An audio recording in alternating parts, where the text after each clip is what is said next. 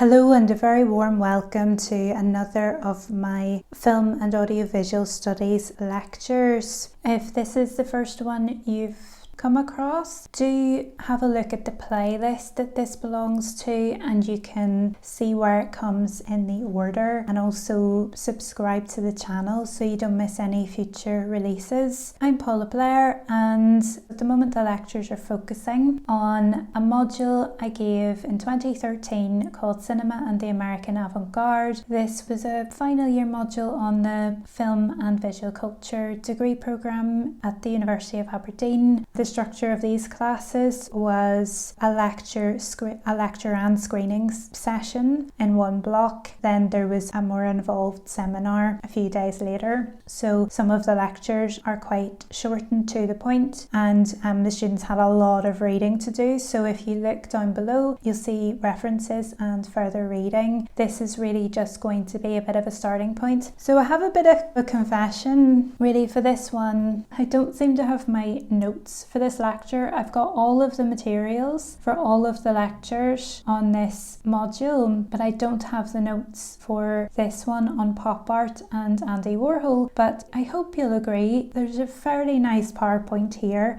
and I'm fairly sure I covered a similar topic in a different module at a different university, so I'll probably get to this again at some point and do a more robust version of this in future if that's the case. So for now I thought, well, I'd rather not disrupt the flow. I'll keep going. So just bear in mind, this was a module from 2013. As I've said in earlier videos, it was thrown together very quickly. This was my first full-time teaching post, and it was only for 5 months, and I moved there very quickly at very short notice from Belfast during one of the worst winters that we've had in the last 20 years. There are reasons, not excuses, for anything that's lacking in these at the moment, but there should be some good information. There's some stuff that's not quite right, but I'll talk through as much as I can. My memory retention is not good, so I'm just going to have to do what I can based on the PowerPoint. But as I say, these are really only intended to be a starting point for your own independent study, or a complement to it, or looking at things in maybe a slightly different way than you might have had a look at them before. So look, we'll just see how we get on with this. We're looking at pop art and Andy Warhol, and the focus film for this session was Chelsea Garrels. Chelsea Garrels is very hard to come by. I'm pretty sure I screened it off YouTube, and the YouTube link I had for it is gone because of course it was breaking copyright. It's a notoriously difficult film to get hold of. I think when I was an undergraduate student and I had to watch it, it was an old bootleg VHS that we watched it from, and that was in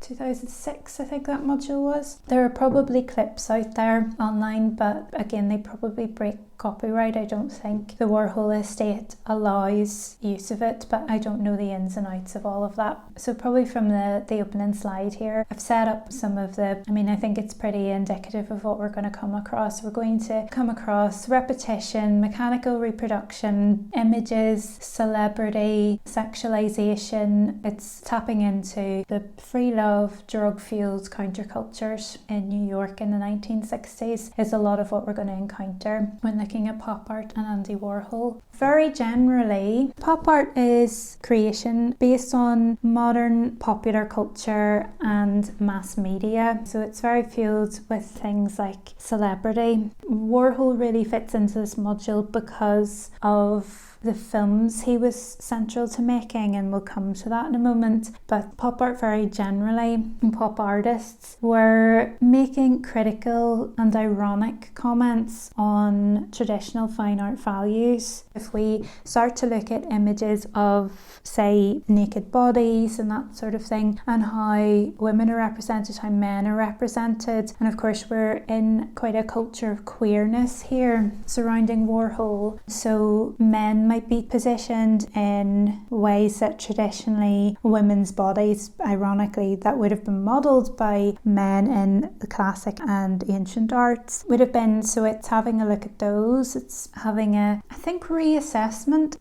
depends what artist you're looking at really, but with Warhol I always get the sense that it's quite vacuous and surfacey. There's not really anything more complex than trying to sell things for the most possible profit at the least possible cost to make. So it is a really capitalist venture when we're looking specifically at Warhol. So yes, pop artists in general were pretty interested in how images circulate. So how they circulate within contemporary culture, and this is stemming from the saturation of television and film media. So we're really getting to grips with the beginnings of what has now exploded, I think, beyond comprehension these days, with social media adding to this. And I suppose the whole thing of Andy Warhol saying everyone will get their 15 minutes of fame, I think we've much surpassed that, because everybody thinks that they have to comment on everything on social media and everybody's expecting them to have an opinion, and people think that nobody's listening to them if they only get 200 likes or 500 retweets on Twitter, for example. Really, the stirrings of this are coming from those artists who were emerging from, say, an adolescence in the 1950s and are coming of age and, becoming more mature, more adult in the 1960s, and really engaging with these cultures, whatever their engagement is, because I think with pop art, there's a real tension between passivity and activity. So I think on the surface it can be very vacuous. It's quite literally surface images that are manipulated and moved around and fragmented and things. We're really looking at artists who directly engage with the capitalist machinations of electronic media and the increasing intensification of image circulation using electronic media. It's possibly not something I went into with this. It's something I became a lot more aware of in later studies of this, subsequent to this in 2013. If you look to artists such as Carolee Schneemann or Valerie Solanas, who was a person who tried to assassinate Andy Warhol and who penned the Scum Manifesto, the other side of that part of pop art was something I came to learn more about way after I did this module. There was a notable exclusion of images of Vietnam. So these other artists, and particularly they were usually women, were becoming activists through their art and using those heavily circulated images from Vietnam and what the US was involved in all the many ways, the corruption involved in their occupation and the conflict in Vietnam. There's an incredible absence of that, and really in pop art there was just much more of a focus on celebrity. So Andy Warhol specifically, so he was born in 1928, died in 1987. He was generally an artist, a photographer, a painter and a filmmaker. What I haven't mentioned here is that a lot of his work was screen print rather than painting. He made more than 60 films between 1963 and 1968. He established the Factory, which was his huge studio in New York City, and so called because probably there was a harking back to the Renaissance going on and before, where the masters would have had apprentices, so they would have had a group of younger artists working for them and realizing their visions for them. And the Factory was really that, but it was more mechanical, so it was more like a 20th century factory. So post-industrial revolution and mechanization of labour and the workforce, everything that they were producing, so it had Warhol's name on it, but it was a vast amount of people who were making, maybe he would do an original, or under his direction his workers would have been making the work and then reproducing it and repeating it and making things in production lines. So actually there was an erasure of true authorship, so his name was attached to it more like a brand. A lot of his more sculptural ready-made pieces were branded things. It would have been packaging of certain branded items, would have been piled up, and that would have been a sculptural work for him. things were being made by machines. They were being made by people operating machines, people in production lines doing, everybody had a role to play. You would do that colour, you would do that line, you would do that finish. And there's a lot of artists who continue to work like that today. So Jeff Koons, for example, very much works in that sort of method. You can see in quite a few documentaries about the art market and the art world in more contemporary times, interviews with him where he's being interviewed about his work and his minions are working away behind him on his works. The factory was that. On this slide, I mean, I've titled this as paintings, but these are, I'm pretty sure these are screen prints. I think these are silk screen prints. So you've got Marilyn Monroe from 1967 and Elvis from 1964. I mean, these are probably two of the most famous of the images. I mean, a lot of Warhol images are pretty famous, but I think the Marilyn Monroe one particularly, I mean, we see this all the time on handbags and just all sorts of stuff. This is something that's very, very popular as an image today because it's Marilyn Monroe rather than it's attached to Andy Warhol. So the repetition of Monroe's face with the colours inverted and all sorts of things. And it's that idea of taking the surface image of an iconic star and doing something with it. I mean, I would say there'd be probably in the readings listed below and other reading you could do about Warhol, you'll get much more in-depth analyses of what's going on with the colours and exactly with the method of the screen printing and the repetitions and the rendering of the images, because you reproduce something as a facsimile enough, it starts to degrade and lose definition, and then it raises questions about beauty and about control. And I think there are probably questions to raise about autonomy and, you know, the complexity probably of Monroe as a star, as a Hollywood film star, and her image, the image that she, along with the help of stylists, created, and the sexualization of that kind of image and what that means for women and gender. There are probably seeds of some really lively discussions in all of that. And that certainly those are issues that are going to emerge in Warhol's films quite a bit. So in the previous lecture on Fluxus, I was talking quite a lot about Yoko Ono. I mentioned these static films, these one-shot films. So Warhol made a lot of these where you would have a static camera set up and it would just watch something for, it could be a few minutes, it could be many hours. Sleep, for example, I can't even remember this guy's name, but I think the man in the still here was one of Warhol's lovers. The camera just watches him sleep for a long time. Eat is the same, so you have these titles as well that could be the verb to sleep. It's the act of doing it, but they could also be commands. The titles depict the thing that is happening, so they are exactly the same as the content. So you're watching somebody eat, you're watching somebody sleep. So it's these, again, a bit like Fluxus, it's these banal activities that are made into art, they're made into performance by the gaze of the camera, you know. And I think with films like Eat as well, you get notions of consumption. Sleep is interesting because it's an inversion of the psychodramas that emerge. So we're going to come back to that because Kenneth Anger is going to be the focus of the next one. So we have to go a bit back in time again for him because he overlaps a lot of this period. He was another queer filmmaker who was a contemporary, probably a younger contemporary of Maya Deren and Stan Brakhage, and some of his earlier films could be labelled as psychodramas in a similar way to Maya Deren's, and we did talk about how psychodrama might not be appropriate for her films, but people do read them in that way. Certainly Meshes of the Afternoon.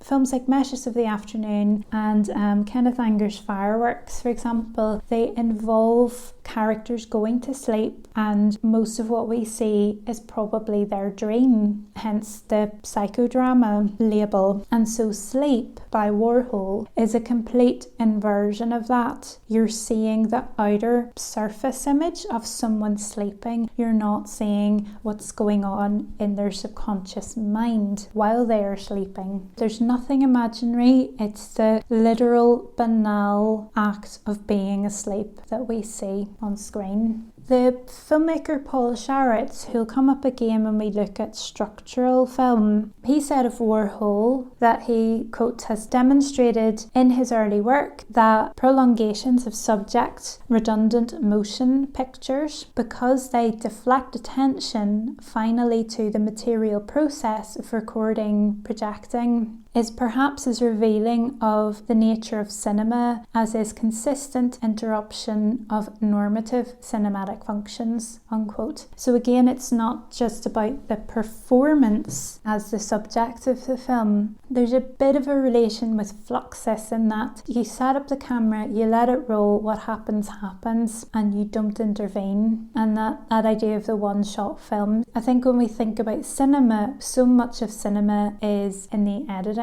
of it, and it's in making an illusion of movement where there is none, whereas this is something where it is very much still. These are essentially still images, but they're moving images, so you can get into a bit of a philosophical debate really when you look at these sorts of films, these static films, because the whole idea of cinema is that it's giving movement to images. But if you are filming as a moving image a person or an object that is not really moving, and your camera isn't moving, then is it really a moving image? And yet it's depicting real time. So there's a lot really going on there in discussions of the nature of cinema itself. In the 1960s, we were also getting the stirrings of video art. Video is fascinating to me because it's one of those technologies that emerged from army surveillance. It was developed as a surveillance technology because it was lightweight, it was portable. Soldiers could use this for reconnaissance missions to pick up information, to keep an eye on the enemy. And so you have technologies like the Sony Portapak. This is something that becomes desirable publicly. The need to photograph, the need to film, the need to record, the desire to have access to technologies that make this happen. And in a way, it starts to democratize who can make moving image work, because it suddenly becomes much more affordable to make video for people who cannot access filmmaking equipment. You see the beginnings of, again, what has developed into so many of us, even many economically deprived people, have a phone now, a telephone that is able to make films and to circulate those images pretty instantly. So what we're looking at with the likes of the Sony Portapak, it's part of that evolution of technologies of seeing, watching, listening, hearing, recording. And Warhol put this kind of technology to use very quickly. So in 1965, he made a video called Outer and Inner Space. I think this is Nico from the Velvet Underground, who was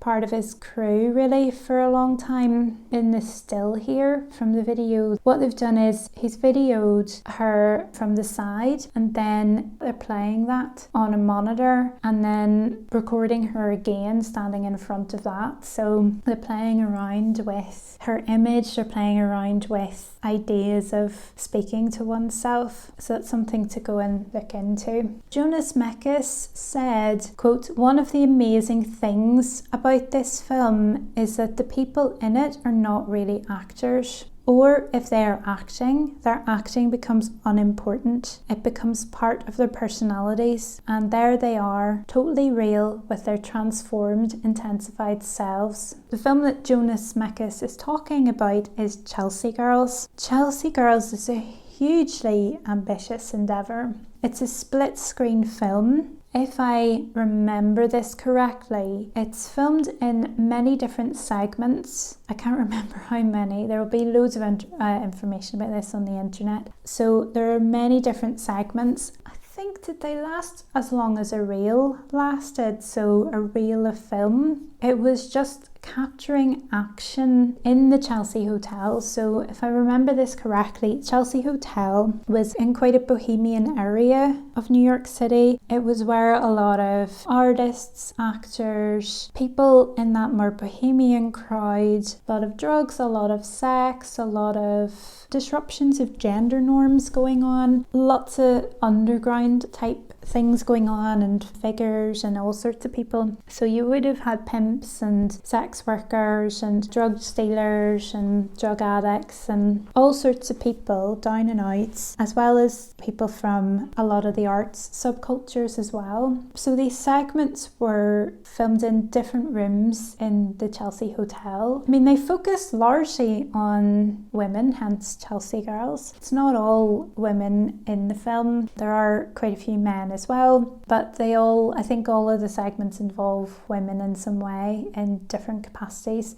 So I think really the idea is that the camera would just start filming and it would film continuously for as long as a reel lasted, and that was it, and it would just capture whatever activity was going on.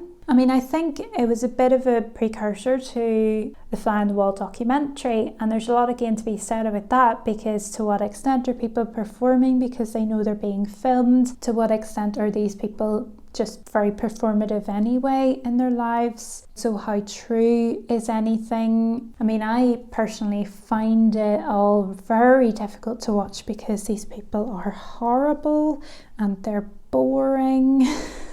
It's a challenge to watch because of that. It's really difficult to engage with any of these people. Durationally, it's really challenging to sit through as well. So, I mean, I think the earlier screenings of it would have been shown on double screens, and the reels would have been in random orders. They didn't necessarily have a structure. They could be played in any order. The idea is that you would start one, and the other one would be blank, and then after a few minutes you would start the other one, and so you would end up having two overlapping things at once. And I think that the versions of the film that have circulated and people have managed to access were bootleg recordings of a screening. That was just the fixed version of it that you had, but it could be a totally different film every time it was screened in its intended format, with them being run alongside each other and being operated in quite a more random way. A lot of other artists, of course, had a lot of questions about these approaches and what was going on here. Dick Higgins, who we looked at quite a bit in Fluxus last time, he said, "Pop art, how could it play a part in the art of the future? It is bland, it is pure, it uses elements of common life without comment, and so by accepting the misery of this life and its aridity so mutely, it condones them." Unquote. These are topics I find hard to be impartial about, because I agree with him. You know, I find Warhol's films really vacuous and boring, utterly boring, especially at a time in history when the civil rights movement is starting to gain traction around these years. The atrocities are going on in Vietnam, and so many of the people involved with pop art were queer in some way, in one way or another. There were a lot of trans people, a lot of gay people, yet they removed themselves from civil rights to do with people's right to love who they wanted and to be themselves. So much of it was about the money and was about the boredom of being so utterly privileged that you could be bored all day. You could laze around hotels and talk nonsense and hallucinate while on drugs and drunkenly shout at people and spend all day on the phone talking nonsense. That's a lot of what's depicted. I mean, there's one of the segments is just Nico from the Velvet Underground doing her makeup, and it's really, really boring. But in a way, strangely, a lot of it's precursor to what so many people do now with selfies. There's so many influencers who basically do all of that stuff, and I don't know if they're in any way aware of a film like Chelsea Garrels, but it's so similar to what's ended up happening when people have had the technology in their own hands, and then you have to lock horns with that question of, well, what is art? Can that be art? How is this any different from the legacy of the ready-mades from the 1910s that Fluxus held in such reverence? It's an interesting debate to have, I think. I closed this lecture on just a little bit of information because there were retrospective exhibitions relating to pop art in some way in 2013, so it was quite nice timing. Particularly because although I was in Aberdeen for this period, I returned to Belfast for 2 weeks for the Easter break that year, and there was an Andy Warhol exhibition on at the Mac, so I was able to go and see that. It was good to be able to see a lot of the things in person, and I was able to sit and read some books because they had a really nice temporary library of relevant reading to do, so I ended up going back much more informed, and I've forgotten a lot of that stuff. And Warhol's own life, I think, was full of a lot of tragedy, and you could never really believe anything he said because he would change his story so often. I mean, although I've never really been able to chime with his work, I learned to appreciate his life and work a bit more than before. But then when I studied Valerie Solanas a bit later, when I was looking at Mary Harron's film I Shot Andy Warhol, it complicates that because Solanas was somebody who was always peripheral to his group of friends. She could never really break in, even though so much of everything to do with her existence was just everything that these people were doing, and she was a writer. She wanted to put on plays with them. She was so frustrated that she ended up shooting him. And there are some really compelling arguments that you could read the shooting as a piece of performance art, but I mean, that's a whole other tangent that I'll hopefully get back to working on at some point, because I did a really nice conference paper about Mary Harron's work one time, but I don't have any notes for it either, so I can't remember. And again, my memory is so sketchy of all of this. Anyway, yeah, so 2013 was an interesting time to look at this because there was some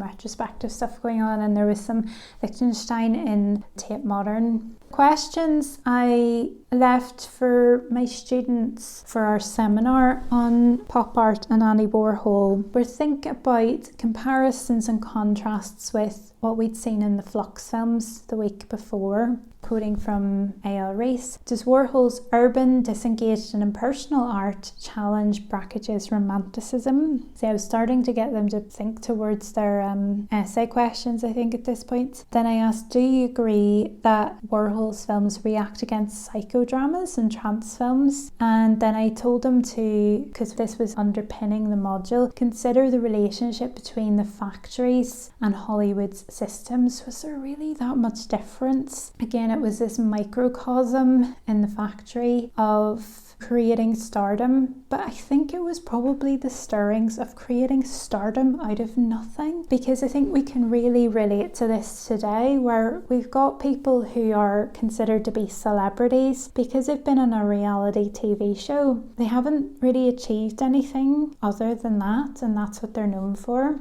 And yet people know them and they have a platform to talk openly about certain issues that they have probably no knowledge about and that sort of thing. And so much of that seems to stem from the likes of Warhol's factory. And so many of the people lying around in Chelsea Garrels are people who were well known and had celebrity status, and they're people who are having films made about them now because they were actors who weren't particularly well known, and they weren't in any Hollywood films, but a lot of them were maybe in soft porn and then did some off-Broadway stuff, maybe some independent films and things, but they never reached fame, and they're not names that would be up there with the likes of Elvis Presley or Marilyn Monroe, for example, but he was cultivating them and their images into the same levels of stardom as those more classical movie stars. So there's a lot again to think about in terms of, are there parallels between these avant-garde or peripheral or subcultural or alternative